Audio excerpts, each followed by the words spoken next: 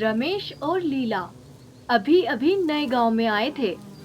इस गांव में उनका कोई जानने वाला नहीं था। रमेश का तबादला होने की वजह से इन दोनों को यहाँ आना पड़ा। मुझे यहाँ बिल्कुल अच्छा नहीं लग रहा। एक तो ये शहर नया, ऊपर से ये घर लगता है कितने समय से बंद पड़ा है और दूर दूर तक कोई पड़ोसी भी नहीं है। कुछ दिन रुक जाओ, मैं दूसरा घर ले लूंगा। उस घर में एक बड़ी सी घड़ी थी। वे हर घंटे जोर से बजती। उसकी आवाज लीला को बिल्कुल भी पसंद नहीं थी।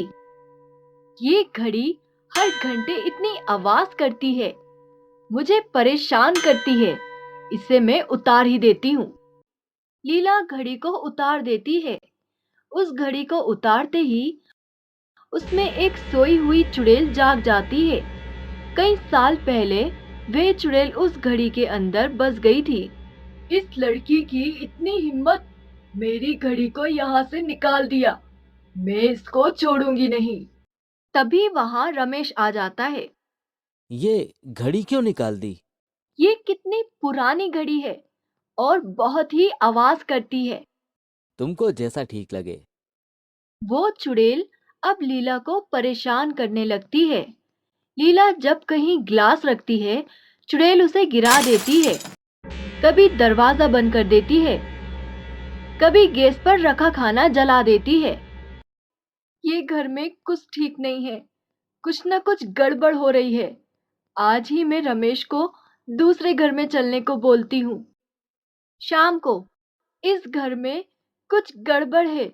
मुझे ऐसा लगता है कोई मुझे देख रहा है और कुछ चीजें अपने आप एक जगह से दूसरी जगह चली जाती है। ऐसा कैसे हो सकता है? तुम यहाँ नई आई हो, इसलिए तुम्हें ऐसा लग रहा है। कुछ दिन में ठीक हो जाएगा। मैं सच बोल रही हूँ। मैं कल कुछ दिनों के लिए बाहर जा रहा हूँ। मेरा सामान पैक कर देना। मुझे यहाँ अकेला छोड़कर मत जाओ।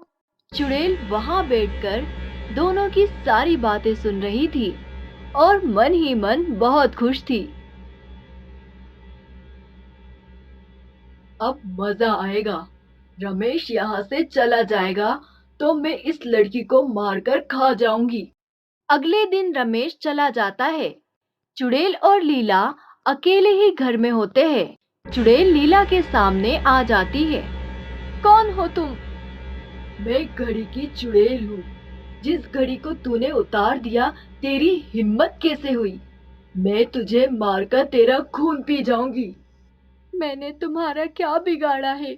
तूने मेरी माँ की आखिरी निशानी घड़ी को भी इस घर से निकाल कर फेंक दिया। कई साल तक मैं उस घड़ी में रहती थी। जब मैं उस घड़ी के पीछे रहती थी, तो मुझे लगता था मेरी माँ मेरे साथ ही है। मुझे जाने दो, मैं वो घड़ी वापस कर दूंगी। चुड़ैल लीला की एक नहीं सुनती है और वे लीला को हवा में उठाकर फेंकने लगती है और फिर उसके पास जाकर उसका गला दबाने लगती है। तभी लीला का मोबाइल बजता है। लीला की माँ का फोन होता है। माँ, माँ। चुड़ैल माँ सुनते ही लीला को छोड़ देती है और अपनी माँ को याद करके रोने लगती है।